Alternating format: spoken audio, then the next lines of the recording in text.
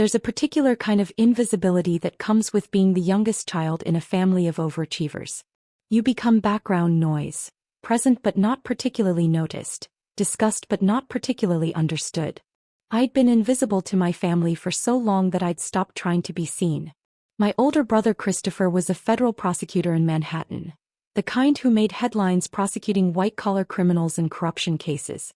Every Sunday dinner included updates on his latest courtroom victory, his media appearances, his rising profile in legal circles. Mom kept a scrapbook of his newspaper mentions. My sister Victoria ran a successful chain of boutique fitness studios across the Northeast. She'd been featured in Entrepreneur magazine, spoken at business conferences, built something tangible that our parents could explain to their friends in one sentence. Then there was me, Daniel, age 35, the one who works at hotels. Daniel's in hospitality, Mom would say at her garden club meetings, her tone suggesting I served continental breakfast at a budget motel. Not glamorous, but he seems happy enough. The truth was considerably more complex, but I'd learned years ago that complexity didn't interest them. They wanted simple narratives, clear hierarchies, accomplishments they could brag about at cocktail parties. Federal prosecutor? Perfect. Fitness entrepreneur? Excellent. Hotel worker? Well, someone has to do those jobs. Today's family gathering was Victoria's engagement party, a lavish affair at our parents' estate in Greenwich, Connecticut. She was marrying another entrepreneur, someone equally successful and photogenic, and the party reflected the appropriate level of celebration for the family's golden child. I'd arrived early to help with setup, which seemed to surprise everyone. Daniel, you didn't need to come so early, Mom had said, eyeing my simple navy suit with faint disapproval. You must have taken time off work. I hope they don't dock your pay. I arranged my schedule, I'd replied, which was true. I'd rescheduled 2 board meetings, postponed a property acquisition negotiation in Singapore, and delayed a conference call with the expansion team in Dubai. But those details seemed unnecessary to share. The party was in full swing by late afternoon. 200 guests scattered across the manicured grounds, champagne flowing, a string quartet playing near the garden. Victoria held court by the pool, radiant in a designer dress, her fiancé beside her looking appropriately successful and proud. I was arranging flower centerpieces on one of the tables, actually helping since the catering staff was overwhelmed, when I heard Dad's voice behind me. Richard. Margaret. So glad you could make it. Dad's booming welcome carried across the lawn. He was greeting the Hendersons, old family friends who owned a small chain of car dealerships. Wouldn't miss it, Richard Henderson replied. Victoria's engagement is wonderful news. And how's the rest of the family? This was the part I'd learned to anticipate. The family status report, where Dad would catalog his children's accomplishments in descending order of impressiveness. Christopher's doing brilliantly, just closed a major corruption case. Made the Times and everything. Victoria, well, you can see how successful she is. The fitness studios are expanding into Massachusetts next quarter. And your youngest? Daniel, isn't it? Pause. The subtle hesitation that meant Dad was calibrating how to present me. Daniel works at the Hilton. In hospitality. Oh, hotel management? Margaret Henderson sounded interested. That's a solid career. Not exactly management, Mom interjected, appearing beside Dad with fresh champagne. She lowered her voice to a confidential tone, as if sharing something vaguely embarrassing. He's in housekeeping. But it's honest work and the benefits are good. Not everyone can be an overachiever. I continued arranging flowers, my hands steady despite the familiar sting. Housekeeping. They genuinely believed I worked in housekeeping at a Hilton hotel somewhere. Not which Hilton, not in what capacity. Just a vague understanding that I worked for the Hilton brand in some menial capacity that didn't require further explanation. Well, hospitality is important, Richard said charitably. Someone has to keep those hotels running. Exactly, Dad agreed. Daniel's always been more hands-on. Less ambitious than his siblings, but he seems content with his life. We've accepted it. They'd accepted it. How generous of them. The conversation drifted to other topics and I finished the centerpiece arrangement. One of the actual catering staff, a young woman named Maria who I'd been helping, gave me a sympathetic look. Your family doesn't know, do they? She whispered. Know what? Who you are. What you actually do. She gestured subtly at my wrist where a Patek Philippe watch caught the afternoon light. That's a $60,000 watch. Housekeeping staff don't wear $60,000 watches. I smiled slightly. They see what they expect to see. Anything else doesn't register. That's insane. That's family. My phone buzzed in my pocket, the third time in 10 minutes. I'd been ignoring it, trying to be present for Victoria's celebration, but the vibrations were becoming insistent.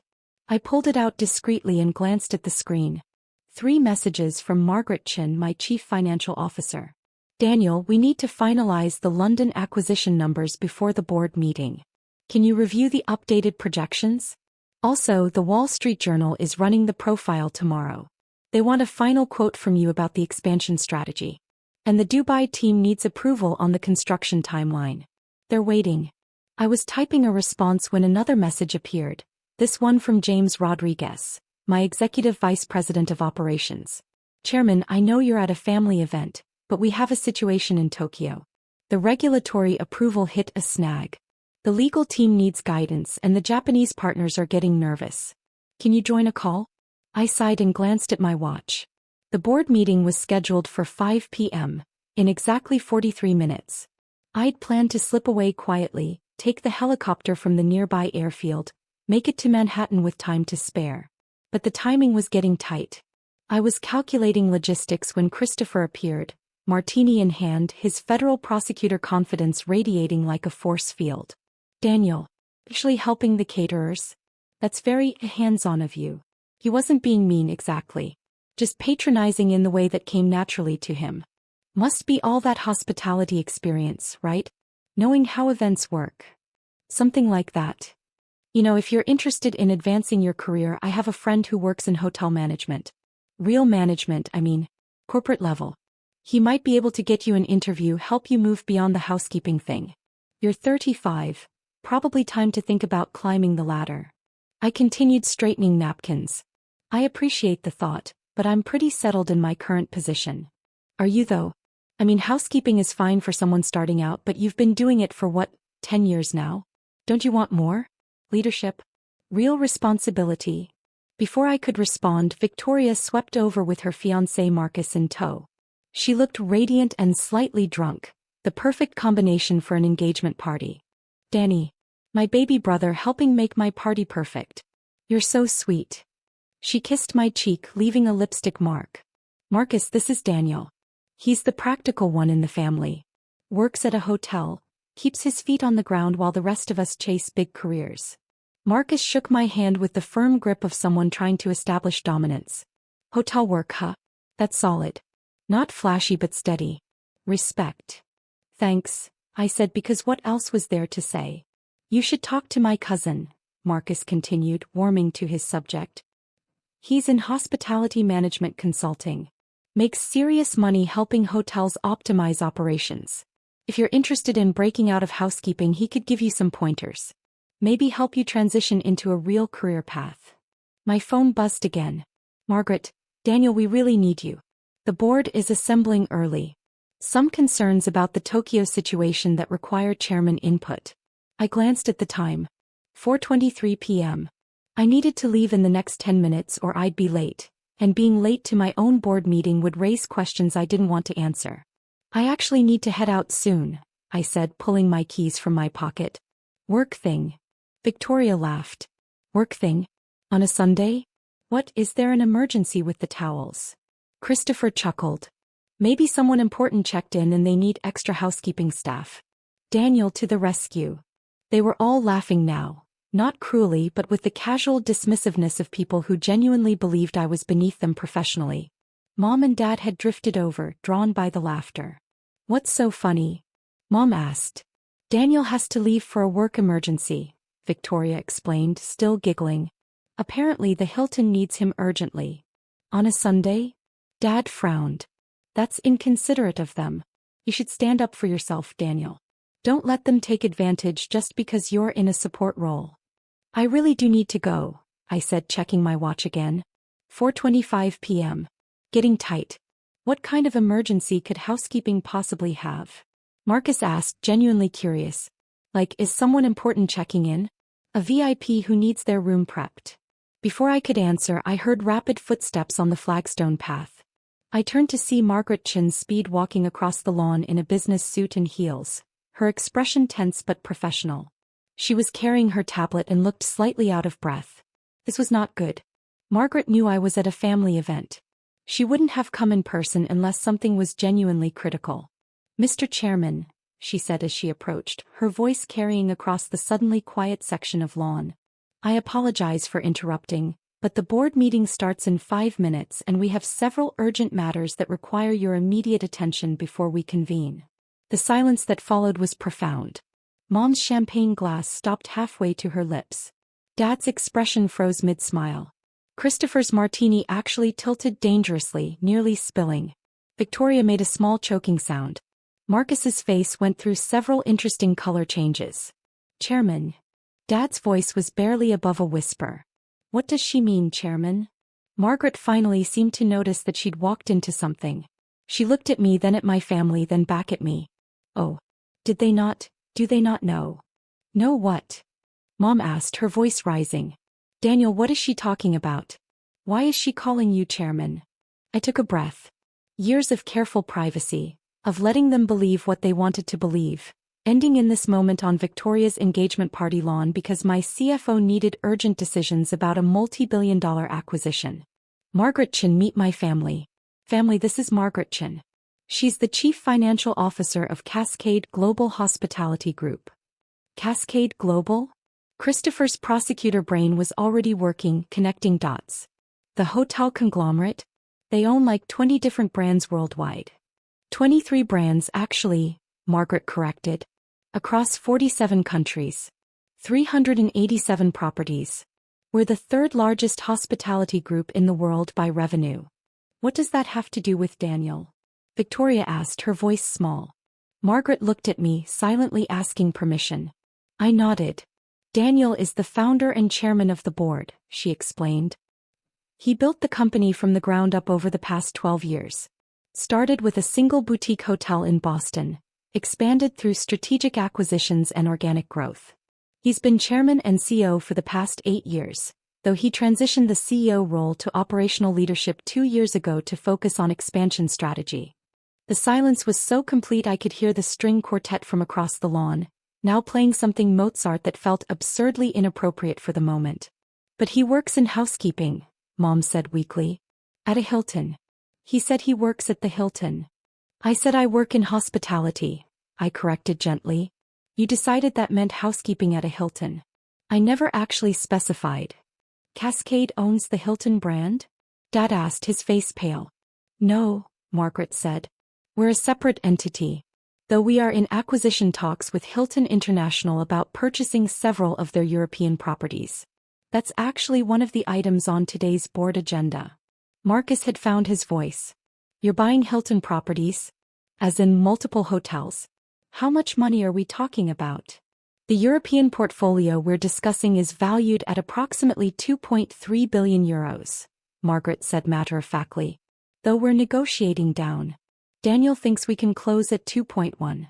Christopher made a sound like air escaping from a balloon. Billion. With AB. The Tokyo situation is more pressing, Margaret continued, turning back to me and falling into professional mode because that's what we did when there were actual crises. The regulatory approval hit complications. The partners are threatening to pull out, which would kill the entire Pacific expansion strategy. Legal thinks we need to make concessions, but I disagree. I think they're bluffing and we should hold firm. What's the specific sticking point? I asked, my mind automatically shifting into work mode despite the chaos of the moment. Environmental compliance on the construction permits. They want us to use local contractors exclusively, which would add 18 months to the timeline and blow the budget by 40%. Counter with hybrid approach. 60% local contractors, 40% are established firms, with technology transfer guarantees. That gives them the local employment optics they want while keeping us on timeline and budget. Smart, she said, typing notes on her tablet. I'll brief legal. What about the London acquisition numbers? The projections look solid but conservative. Increase the revenue estimates by 12% in year 2. The King's Cross location will outperform based on the commercial development pipeline we're seeing. And push for better terms on the debt financing. Our credit rating just improved and the banks know it. Got it. And the Wall Street Journal quote. I thought for a moment.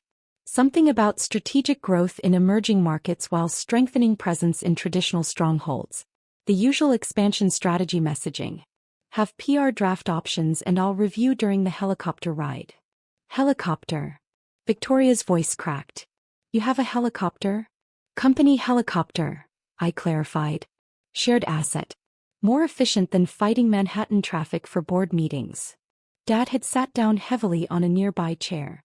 You own a hospitality conglomerate worth billions of dollars. Own is a strong word.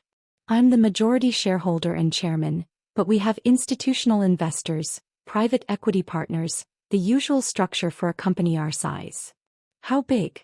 Christopher asked. His prosecutor instincts had recovered, and now he was in cross-examination mode. What's the company worth? Margaret pulled up data on her tablet. Current market cap is approximately $17.4 billion. Though we're private, so that's based on our last funding round valuation. If we went public, which we're considering next year, analysts estimate we could hit 25 to 30 billion depending on market conditions. Mom made a sound like a wounded animal. But you said you worked at the Hilton. For years you said you worked at the Hilton. I said I worked in hospitality, I repeated. The one time I mentioned specifics, about 4 years ago at Christmas, I said I was overseeing property acquisitions for a multinational hotel group. Dad said that sounded like boring business travel and changed the subject to Christopher's latest trial. After that I stopped trying to explain. The Patek Philippe, Maria the caterer whispered, still standing nearby with her tray. I knew it. Margaret checked her watch. Chairman, we really do need to go. The board is assembling and you have 3 items requiring pre-meeting approval. The helicopter is waiting at the airfield. I looked at my family, all of them frozen in various states of shock and confusion. Mom's face had gone pale. Dad looked like he might be having a medical emergency. Christopher's prosecutor confidence had evaporated into pure bewilderment. Victoria had tears in her eyes, though whether from shock or embarrassment I couldn't tell. I'm sorry to interrupt your party, Victoria, I said sincerely. Your engagement is important and I wanted to be here to celebrate. But I do have actual responsibilities that can't wait. You let us think you were nobody, she whispered. For years. You let us think you were a failure. I let you think what you wanted to think. There's a difference. Every time I tried to explain my actual work, you talked over me or made assumptions or offered career advice about moving up from housekeeping. Eventually, I realized you weren't interested in my reality. You had a narrative that made you comfortable and contradictory information just didn't register. But we're your family, Mom said, her voice breaking. Why wouldn't you tell us? I tried. You didn't listen. So I stopped trying. Marcus, Victoria's successful entrepreneur fiancé who'd offered to connect me with his hospitality management consultant cousin, had gone very quiet. He was staring at me like I'd just revealed I was a different species. You're Daniel Ashford, he said slowly. You're the Daniel Ashford. The one who revolutionized boutique hotel acquisitions. The one who pioneered the experiential luxury model. I read a case study about your expansion strategy in my MBA program. That's flattering, I said, because what else could I say? I offered to have my cousin give you career advice. My cousin who does hospitality consulting. I offered to help you break into the industry. His face was cycling through mortification. Oh my God. Margaret touched my elbow. Chairman, I hate to push, but we really are out of time. The board is assembled. If we don't leave in the next 60 seconds, you'll be late to your own meeting. I nodded and turned to my family one final time. We'll talk later. Right now, I have a company to run, a Tokyo crisis to manage, and a London acquisition to close. Enjoy the party. Victoria, congratulations on your engagement. I'm genuinely happy for you. Daniel, wait, Dad started. But Margaret was already moving and I fell into step beside her. My security detail, 2 men who'd been discreetly positioned at the edge of the property, invisible to my family, materialized and formed up around us as we walked toward the waiting car. Behind us I could hear voices rising. He owns a $20 billion company? Why didn't we know? All those times we gave him career advice. The housekeeping thing. Oh my God, we told everyone he worked in housekeeping. Did you see his watch? That's a Patek Philippe Grand Complications. Those cost more than my car. The black Mercedes S-Class was waiting at the end of the driveway, driver ready. We slid into the back seat and the car pulled away smoothly. Through the rear window I could see my family clustered on the lawn, staring after us like spectators at a car accident. That was dramatic, Margaret said mildly, opening her tablet. Should I have announced you differently? How were you supposed to know they didn't know? I pulled out my phone and started reviewing the pre-meeting briefing materials. They've spent a decade not asking questions about my actual life. This was inevitable. Still, finding out your son owns a global hospitality empire at a garden party must be jarring. They'll adjust. Or they won't. Right now let's focus on Tokyo. Walk me through the negotiation points. The drive to the airfield took 12 minutes. The helicopter, a Sikorsky S-76 corporate model, comfortable but not ostentatious, was prepped and ready. We lifted off as the sun began setting over Connecticut, banking toward Manhattan as Margaret briefed me on the remaining board agenda items. The flight took 18 minutes. I spent them reviewing acquisition data, approving operational changes and drafting response strategies for the Tokyo situation. By the time we touched down on the helipad atop our corporate headquarters building in Midtown, I'd made 7 major decisions affecting operations across 3 continents. The boardroom was on the 48th floor, floor-to-ceiling windows overlooking Manhattan, a table that sat 24 executives and board members, state-of-the-art presentation technology. 12 board members were already assembled, along with key executives from various divisions. They stood as I entered, not out of ceremony but out of respect. These were serious people, former hotel CEOs, private equity partners, real estate moguls, finance experts. People who'd built and sold companies, who understood what it took to create something from nothing. Ladies and gentlemen, I said, taking my seat at the head of the table. Thank you for assembling on short notice. We have several time-sensitive matters to address, starting with the Tokyo regulatory situation. Margaret, walk us through the current status. The meeting ran for 2 hours. We resolved the Tokyo crisis with the hybrid contractor approach I'd suggested. The Japanese partners accepted it within 20 minutes of our counterproposal. We approved the London acquisition with revised revenue projections. We discussed the Wall Street Journal profile and aligned on messaging. We reviewed Q3 performance across all divisions and approved strategic initiatives for Q4. By 8 p.m., we'd addressed every critical item and adjourned. Several board members lingered to discuss specific issues, but by 8:30, the room had cleared except for Margaret and James Rodriguez, my EVP of operations. Productive meeting, James said. The Tokyo resolution was elegant. And the London numbers look solid with those revised projections. We should celebrate, Margaret suggested. Successful crisis management, major acquisition approval, strong quarterly performance. That's a win worth acknowledging. My phone had been buzzing throughout the meeting. Texts and calls from family members that I'd ignored. Now in the quiet of the emptying office I finally looked at them. 47 missed calls. 63 text messages. Multiple voicemails. Christopher, we need to talk. Please call me back. Victoria, I'm so sorry. I didn't know.